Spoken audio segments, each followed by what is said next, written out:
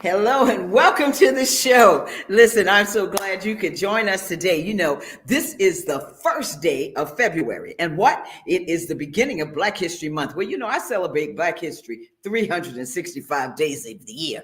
But for those of you that know it as Black History Month, we want to say welcome. Thank you. Hey, listen, we've got a great show planned for you. I'm just so happy that you were able to join us today. As I talk about this year, for me, when I thought about what the theme would be for this year, I'm talking about living your dreams and enjoying life, because that's what it's all about. You know, sometimes we forget to take care of ourselves. Sometimes we forget those dreams that we've had and that have been in us. And so now it's time for you to live those dreams and enjoy your life. All right. And so this week we have with us none other than my friend, my big brother, William S. Robinson. And bad brother. And he's got a lot to share with us. So I just want you to sit back, relax, and enjoy. It's all coming up next.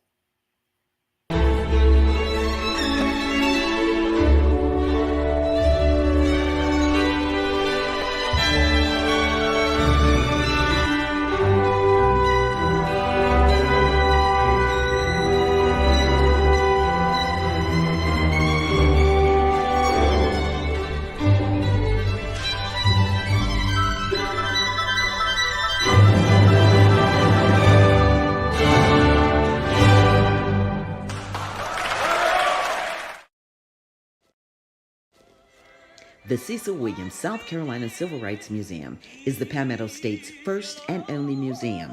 It honors a generation of people, black and white, throughout the state of South Carolina who deserve to be remembered for their unselfish commitments and sacrifices. Enjoy an immersive and entertaining virtual tour. For more information, visit www.cecilwilliams.com.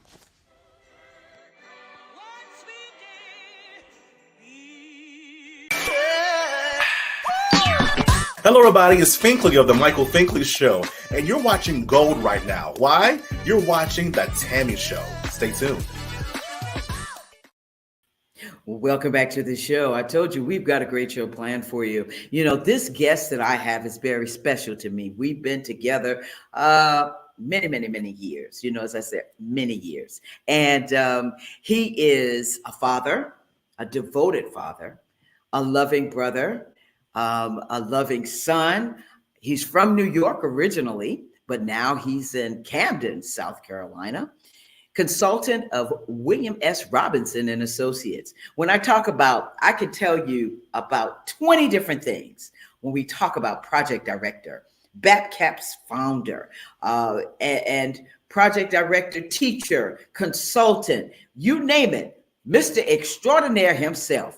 My brother, I don't have to go any further. My brother coming from backstage, Mr. William S. Robinson, and now he's the chair of the Democratic Party for Kershaw County. Come on out, Bill. I feel like I should be walking through the curtains. Yes, you are. You backstage. You're coming on out. Yes, but I really appreciate you inviting me and having me this evening. Hey, man, Bill, thank you so much for being on the show. You know, it's always great when we have the opportunity to get together and talk, especially on the show, because what you're doing now is just so extraordinary. And I want to talk about that. But before I talk about that, I want you people to know who I know. Who is William S. Robinson? Well, I grew up in Long Island, New York. Although my parents were both from Camden, South Carolina, and I'm actually living in the house that my dad left when he passed away 6 years ago. And I never would have thought I would come full circle. But I grew up at a time of segregation in the North. My mother was a strict educational integration advocate, and she helped testify with the NAACP that got our school system that I wound up attending in Manhasset integrated. Wow. So I come from a educational background that started in segregation from kindergarten to third grade, and then in the fourth grade went to integrated schools and one of the top school systems in the country, just by the fortunate circumstance that my parents picked to live where they picked to live in New York. And I went to Ohio University for a couple of years as a mechanical engineer, and I ran into college calculus, which completely changed my mind. I came back home and worked for 6 years in a community action program. And that's where I got a lot of my community organization training from, as a junior counselor in summer programs. And then I worked my way up to assistant director before returning to school. I got my bachelor's degree from the State University of New York, or SUNY New Paltz, in political science with a minor in international relations. And then I went on to graduate school immediately after and got my master's degree in African studies with a minor in political science in 1 year. I did it in 1 year. Wow. Immediately after I finished undergrad. Relocated to South Carolina in 1988. And the rest, as they say, is history. That's right. Well, you know, when you were talking about being a part of segregation, and as I said, this is Black History Month, what is one of the things that you can say that changed your life and your perspective moving forward, coming out of segregation? Well, it was interesting, and you hear a lot of stories when you follow Martin Luther King and the civil rights movement about the nonviolence training that they went through. And one of the things that happened to us in Long Island is the summer before integration, when the lawsuit had been won, the elders in the community trained us before we went to the schools that had white people, to not react to certain things that we may encounter when we went to the school. I remember one distinctly because it happened to me the first day in class, and that was, if someone touches your hair, not to react. Yep. And lo and behold, my first day in this integrated classroom, somebody wanted to feel my hair, just to see what it was like. Right. But it was the community that surrounded us and poured into us, that we were just as good as any other student that would be attending classes there, and that we didn't have to take a backseat to anyone. And here was our chance to prove it. Mm-hmm. And you know what, Bill, I remember that so succinctly as well, because, you know, as we talked about, I was one of the first to go to, it was 5 of us that went to an all-white school in Charleston, South Carolina. And I do remember 3rd grade that we had to also learn how to not be proactive with certain movements, certain gestures. Right. And I remember that like it was yesterday. But as you said, it's so important because it taught us a great lesson. Yeah. You know, as to where we are today. And then that's what I'm talking about, coming full circle. You talk about the fact that you never thought you'd come back home to South Carolina. Right. What has that been like for you to be back in South Carolina? And what do you see as some of the changes that need to happen? well, excuse me, I came in 1988 when my second child was born. And one of the things that my parents had done, which I think was very important, that my siblings and I didn't understand, is why do you always send us down to South Carolina every summer for at least, it may be a week. Sometimes it was a two weeks. Sometimes it was longer than that. And I just never understood why we had to make this trip every summer when we were very young. Now, one of the things I liked about it was the return trip, because both my grandmothers could cook really well. And we had fried chicken in the wax paper with the mayonnaise on the bread. Yeah. And my other grandmother made this like pineapple coconut cake, and it would be smelling up the car all the way back to New York. So that was always fun. But what I learned is they were preparing me and preparing us to let us know that there's a different way of living than in New York. And so if you ever wanted to leave New York, understand some of the history and the dynamics of South Carolina, because your roots are here and you can make it home. Now, when I moved in 1988, as you might expect, it was a culture shock. Things moved a lot slower. I learned in my first 3 months here, it was more important for me to talk about my family roots in Camden than to talk about anything that I had accomplished educationally or work experience wise in New York. I learned the term also, the difference between a Yankee and a damn Yankee. So a Yankee are people from the North who come to visit and then they go back home. A damn Yankee is those from New York or the North who come down and want to stay. Right. So I had to figure all those dynamics out. And I learned that there were cliques that were involved with each one of those things. But I was fortunate enough to be introduced to some people at the Historically Black College Networks and did some consulting for some of the schools prior to me doing things with the medical university where we taught on the HBCU campuses. Right. So it was very important for me that although there were historically Black colleges around the state, that each one had its own culture. And even those like Claflin and South Carolina State that are right next to each other, or in Columbia or Benedict and Allen, you could virtually walk between a fence or walk across the street and you were immersed in totally different cultures because who was leading those institutions at the time. So it was very fascinating for me. And I got involved with some people with something that was called the Black Family Summit.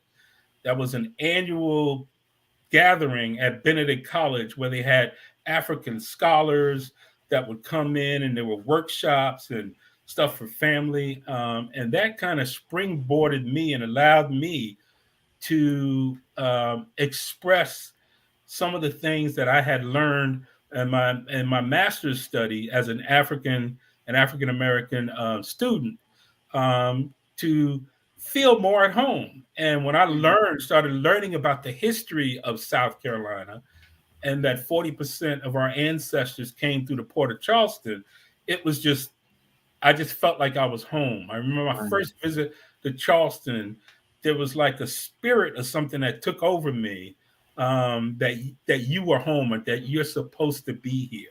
And I've carried that through everything that I've done, whether it's in the community, whether it's with my clients, whether it was in the classroom. And it was very, very important to me. That's right. And Bill, I want to segue into the fact that you're here as well because you're the chair of the Kershaw County Democratic Party.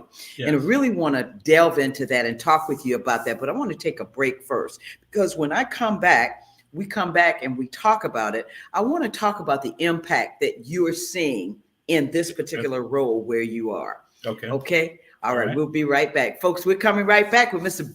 William S. Robinson, who I call Bill. We'll be right back.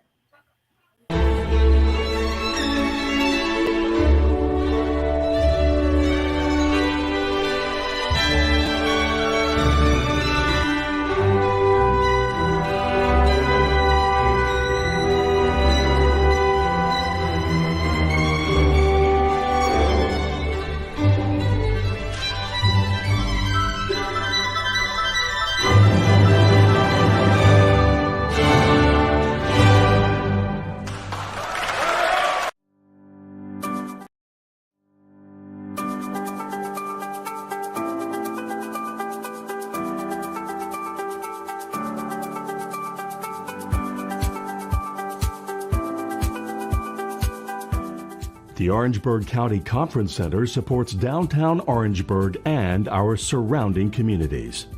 The 6,000 plus square foot space is ideal for groups of up to 400 people attending corporate meetings, conventions, workshops, and special events. Conference Center staff are inspired to ensure that everyone can enjoy the modern amenities. State-of-the-art ballroom that accommodates up to 400 guests banquet style and 430 guests theater style.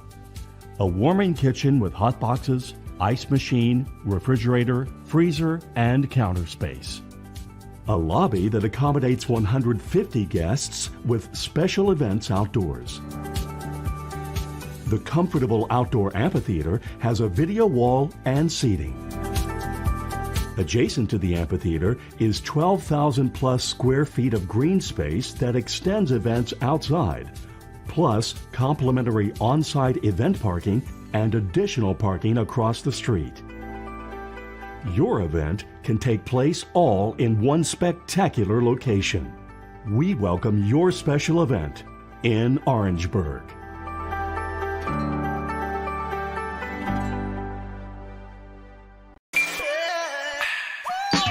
Stay tuned. You are now watching The Tammy Show. This is Roger Gas. Welcome. Welcome back to the show. If you're just joining us, I'm with William S. Robinson, CEO of the William S. Robinson and Associates, Inc., as well as the chair of Kershaw County Democratic Party. And I can say he's my brother. All right. So Bill, let's get right into it. You've been elected as the chair of the Kershaw County Democratic Party. Mm-hmm. Talk about your role and how important was this particular election to you? Well, let me, if I might, go back to how it all happened. Right. 2 years ago, when I came to Camden to help my sister renovate my dad's house, I had to change my, of course, voter registration because I was moving from a different county to a different county. So I had fractured my ankle, so I was on crutches when I got a chance to vote in my first time in Kershaw County. And as I went in to vote early, so I would avoid some of the potential lines on a specific voting date. So I voted early, and I was standing there on my crutches. And as I go through the national and the statewide offices, I make my selections. And then every selection for local offices only had one choice. And that choice happened to be not the party that I represent. So I either had to make a selection, and what I wound up doing was leaving a lot of those blank and then just turning in my ballot. And I was so frustrated by that because it didn't seem like I had a real choice to make. And to me, that's not democracy. That's what democracy is about. You have a free, choice to choose who your leaders are. And I wrote an article about it in the local newspaper. And I was wondering, because I hadn't heard anything in the time that I had been here about the Democratic Party. And so I got invited by someone who was a part of, there's a women's Democratic club or committee that's a part of the party. And this person was also a part of the local NAACP. And so last spring, she invited me to a meeting, and I'm thinking it's just the Women's Democratic Committee. And I walk in and find out that it's the county convention for the Democratic Party. So I'm meeting people for the first time. And as we went around the room and introduced ourselves, I happened to say that you may have seen a couple of my articles. So as we went down the list of electing officers for the party, someone just nominated me out of the blue to be what is called a committeeman alternate. So the officers are the chair, a first vice chair, second vice chair, third vice chair, a committee woman, a committee man, a committee woman, and a man and committee woman alternates. So they voted me in unanimously again, just as a committeeman alternate, and I had no idea what was going on. Mm-hmm. So what I did was I started listening, and then I started asking questions because at that meeting there was a change in the chair position because people had been frustrated that the county the party in the county had been dormant for a while and wasn't really active, wasn't really out there, and people didn't really know what happened. So they replaced an older woman with a younger gentleman. And just to be real honest, it wasn't much better in the leadership. Okay. So as from my committeeman alternate position, I volunteered to head up a committee that was focused on fundraising and doing events. And then we had two very successful events. We had an Oktoberfest event at a park in the community where I live, where I also serve on the board of this park. And we had over 200 people come. This is a park in a traditionally African American community that probably had maybe 80 to 85% of the folks that attended that day were not African American. And we gave away free hot dogs, had games for kids. Our basketball court was open, and we had vendors from around the county. So we had Planned Parenthood, the local community college, the NAACP was here. There were some vendors who just kind of sold stuff, and it was a very successful event. And we raised like $1,400. We didn't charge. We didn't ask. We just had donation boxes Mm-hmm. spread around, and we made $1,400 off the event. So I made my report to the executive committee, and they decided we could not. This was in October, so we didn't want the year to end without building some additional momentum. So then we scheduled, and my committee coordinated a holiday drop-in. Again, no charge. Just come and see what the Democratic Party is about. Let folks know that one, we exist, and Mm-hmm. two, we're on the move again. And we had about 50 some odd people, a lot of them that had not attended our October event, come to that holiday party that was in between the Camden Christmas parade and the Lugoff, what they call Festival of Lights. Both places celebrating Christmas. So we knew we were on to something because different people were showing up to our event. Mm-hmm. In between those events, I attended a jazz set at a local gallery, and I was introduced during the intermission as a person representing the Democratic Party in the county. And there was a gentleman at the bar from Charleston. He was sitting at the bar. He had this, buttoned up professional business shirt on, and he kind of looked out of place for a jazz set. Right, right. But I went over to get a drink, and the bartender said, "Well, your drink has been paid for." So I know the owners, so I figured that, well, I just, tell the owners thank you. And the bartender said, "No, it wasn't. It was from that gentleman in the corner." So as I went over to shake his hand and thank him, he said, "I'm from Charleston, South Carolina. I'm just in town. Happened to hear about this jazz set, and I wanted you to know that if you're trying to do something in this county for Democrats, you got to be a good Democrat." So he bought me the drink. Wow. So what has happened after that? Right after we did our December event, there was some rumbling that started that we wanted, based on my leadership and pulling off these events, they wanted me to serve as the chair. Mm-hmm. And so we had to go through a process We had to go to the state and find out what's the process for replacing a chair. We had to ask the previous chair to resign, and then found out that the executive committee, we didn't have to have the entire county come out. The executive committee in a meeting could appoint a chair when the chair is vacant. And so on January 18th, at a executive committee meeting, they voted unanimously to vote me in as the chair of Kershaw County Democratic Party. And to say my life has changed dramatically, it has. But one of the things that I wanted to do is I wanted to bring some innovative thinking as to how we could elevate the Democratic Party in this state. For instance, we had a lack of infrastructure.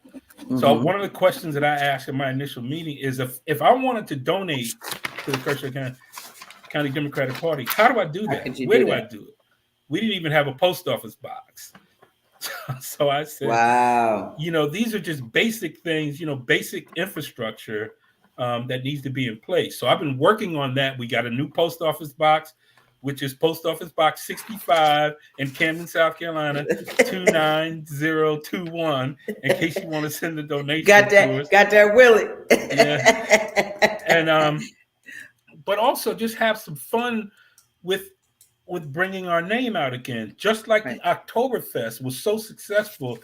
What we did at that Oktoberfest is we were able to check people's registration status, register some new people, and let them know who was running for office and whose offices were coming up for election in this year's election cycles.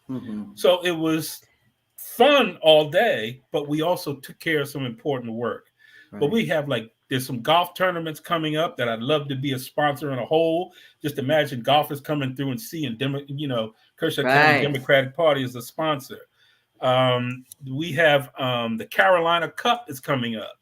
It's like this state's Kentucky Derby.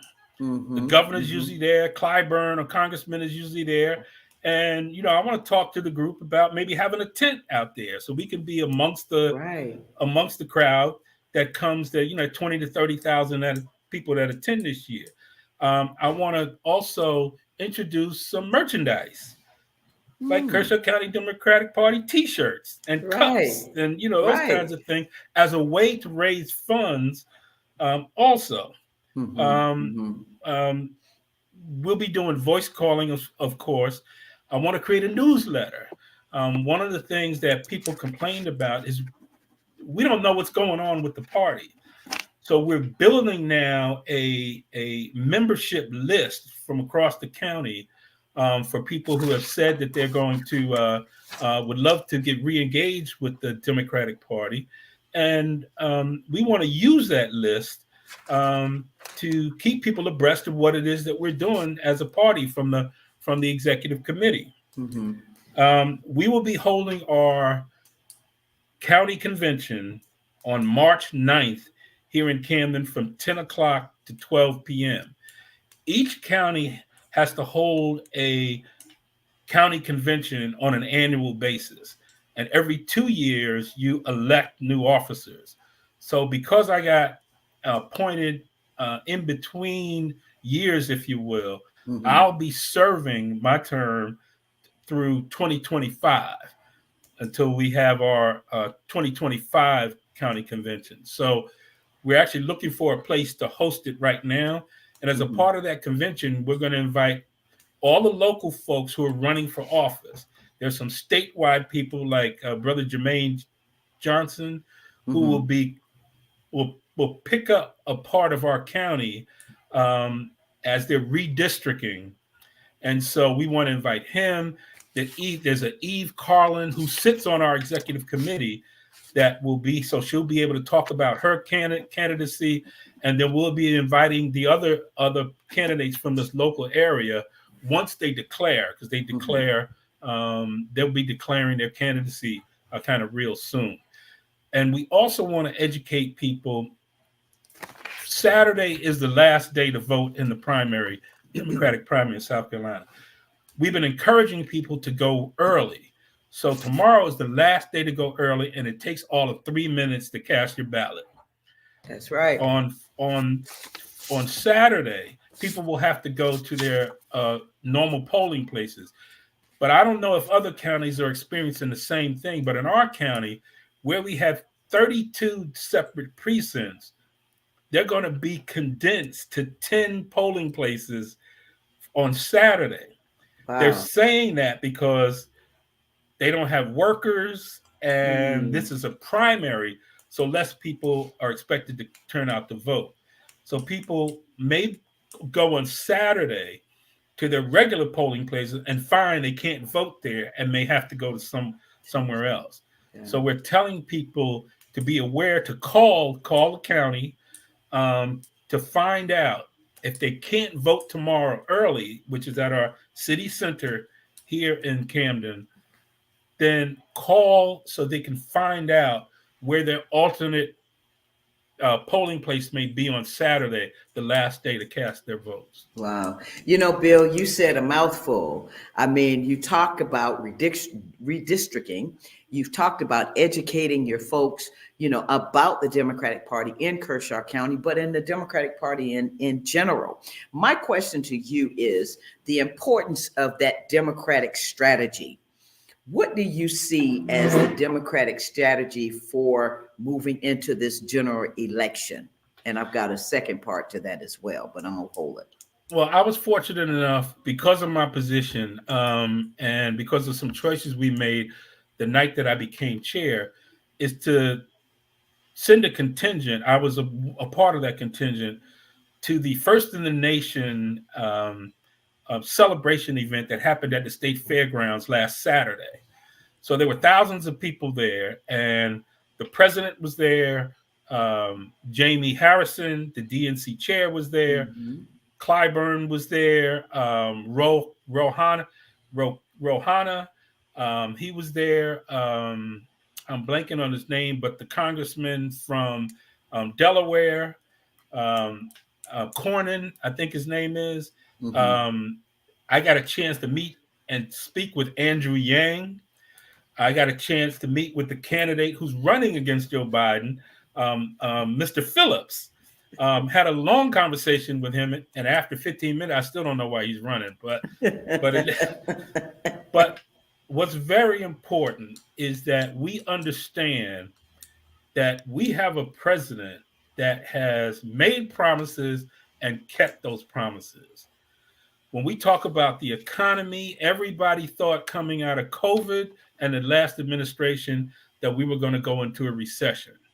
Not now, they're talking about what they call a soft landing, that we've created. I think it was 12 million jobs since Joe Biden has been in office. The stock market is going through the roof. Prices are starting to come down. The Feds are holding off their rates, interest rates steady now. And do I even need to bring up women's rights, abortion rights, because that's on the ballot as well. Mm-hmm. You know what the opponent will do based on his comments. One, he wants to be a dictator on the first day, and whoever thinks that he's going to only be a dictator for one day, I got a bridge in Brooklyn to sell you. Joe Biden has also done something with gun control. People said that, that couldn't be done.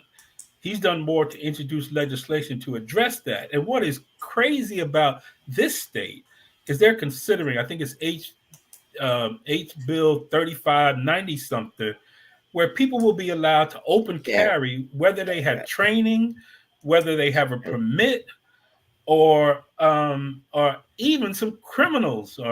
And the places where people will be able to carry guns include churches, stores, bars, and even right now, daycare centers. Isn't that crazy? So we don't need that. The Biden's program on climate control, the largest investment in this country's history to address climate control, um, HBCU support, over $5 billion for HBCUs. And knowing how important that is in the state of South Carolina with the HBCUs we have here.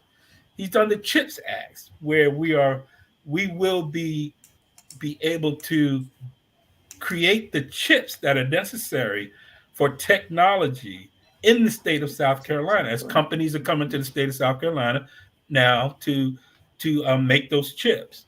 The PACT Act for veterans, where he's focused on educational relief for veterans through the PACT Act.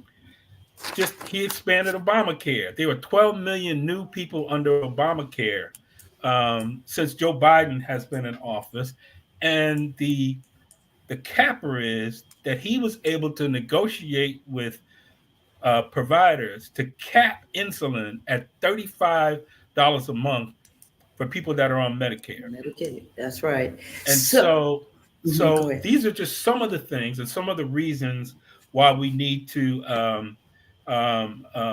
vote number one Right. and support Joe Biden. And the last thing I want to mention was two quick ones. The infrastructure bill.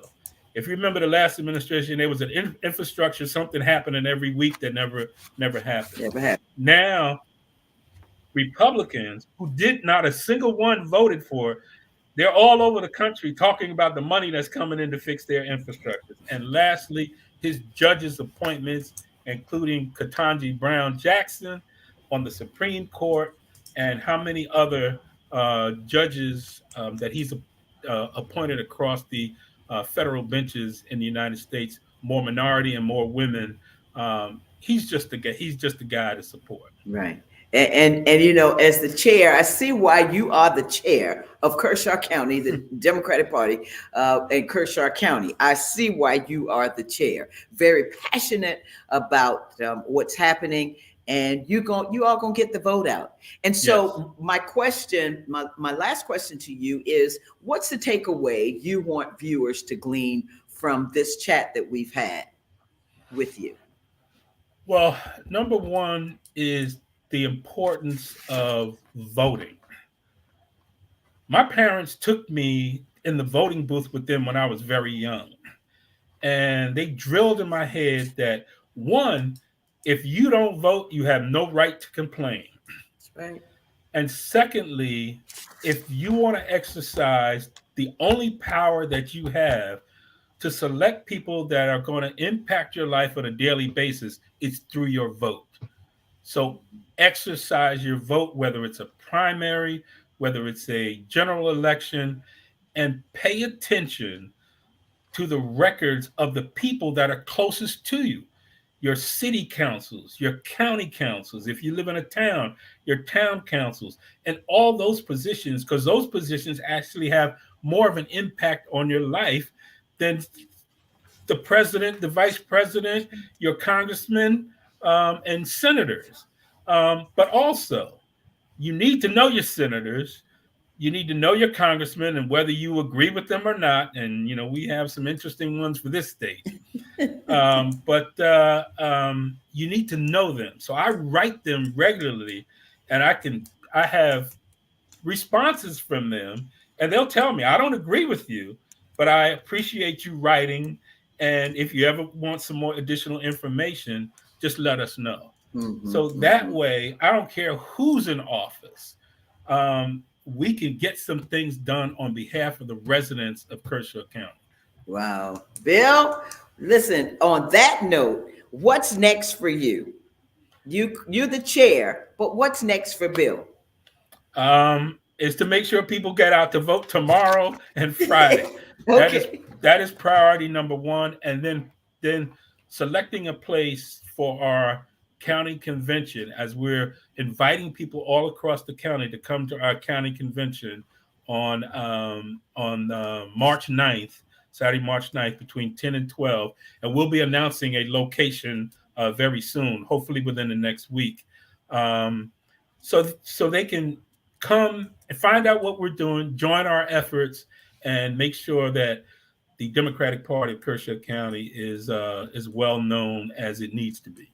That's right. Well, Roderick Gas Baba has been watching the show, and thank you for the others that are joining us as well. And he's been saying good information, and what you're saying is great information because we need this. People need to understand the importance of voting, especially our young people. Exactly. And Bill, as I always close out, I want to thank you again for being on this show. I want you to describe yourself in 3 words. Passionate, Afrocentric, and results driven. That's hyphenated. Yes, got it. Passionate, Afrocentric, most definitely, and results driven, most definitely. All 3, Yes. most definitely. And in celebration of Black History Month, I wore some kente this evening. Thank you, yes. Bill. Thank you, Bill. You're very welcome. Yeah. Hey, listen, it was a pleasure. Listen, I'm going to have you come back on because as we get closer to the general election, Yes. I want to make sure that you keep us informed and let us know what's going on there in Kershaw County, as well as with the Democratic Party. Yes. So I want to make sure that I have you come back on. I want to thank all the viewers that joined the show as well. Would love to. Yes. Yeah. Thank you. Appreciate you. Appreciate you having me. Yeah, man. Thank you so much. You always keep a sister grounded. Yeah. And so I want to thank you again for being my big brother and for all that you're doing. And, if there's anything that I can do here on the Tammy Show or otherwise, we family. You've got it. Yes. And likewise. You got it. All right, Bill, man. Thank you. And thank you again so much for being on the show, and the best to you and your party. Oh, thank you very much. All right. All right. Take care, Bill. All right. Bye-bye. Bye. Hey, listen, I tell you what a great conversation, great information. When I talk about my big brother, Bill Robinson, he's a wealth of knowledge. It's like when you sit with him, you just soak it all up. And so that's what we did today. And I hope you enjoyed it. And I want to thank you for being on the show with us and for joining us. Baba, it's always a pleasure that you're always here with us. Listen, I want to thank you again. And I want you to join us next week because guess what? I'm excited. Another brother's coming. His name is Mr. Al Nuke. And Al is the film director for Botch. It's the new movie on Tubi. And I'm excited to hear what he has to say and talk with him as well. Again, I want to thank my producers as always, Alicia, assistant producers, Willie and Tiana. Thank you all for all that you do. Remember, please subscribe to the Tammy TV show on the YouTube channel. That means you have to hit that subscribe button so that it can notify you and let you know when the show is airing. Remember, let's be a blessing to somebody today and every day. And so that means you need to knock on the door, check on somebody, or give them a call. I want to thank you again for joining me. And until next week, take care of yourself. Bye-bye.